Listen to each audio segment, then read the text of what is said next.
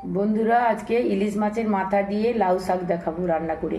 কড়াইতে তেল দিলাম, ফোড়ন দিলাম, সব দিলাম। সব রকমের সবজি আছে, কুঁদরি, আলু, বেগুন, কচি, সব রকমের সবজি। লবণ দিলে মজে যাবে, লবণ দিয়ে দিলাম। এই যে না লঙ্কা, একটু হলুদ, লবণ দিয়ে দিচ্ছি, শাকগুলো মজে যাবে। একটু পেঁয়াজ বাটা দিলাম, পেঁয়াজ বাটা দিলে ভালো হয়। একটু সর্ষা দিলাম, আর লঙ্কা দেবো না। তোমরা যদি গুঁড়ো লঙ্কা খেতে চাও খাবে, আমরা কাঁচা লঙ্কাই খাই, গুঁড়ো লঙ্কা ব্যবহার করি না। আর মাছের মাথাটাও দিয়ে দিলাম। শাক জলেই মজে গেল, আর অল্প একটু জল দেবো। এই যে একটু মিষ্টি দিলাম, অল্প জল দিলে হয়ে যাবে। মাছের মাথাটা একটু গুঁড়ো করে দিলাম। বন্ধুরা, আমার রান্না যদি ভালো লাগে তোমরা আমাকে সাবস্ক্রাইব করো। সময় একটু সরষা তেল দিয়ে দিলে এরকম রান্না করে খেয়ে দেখবে, ভালো লাগবে।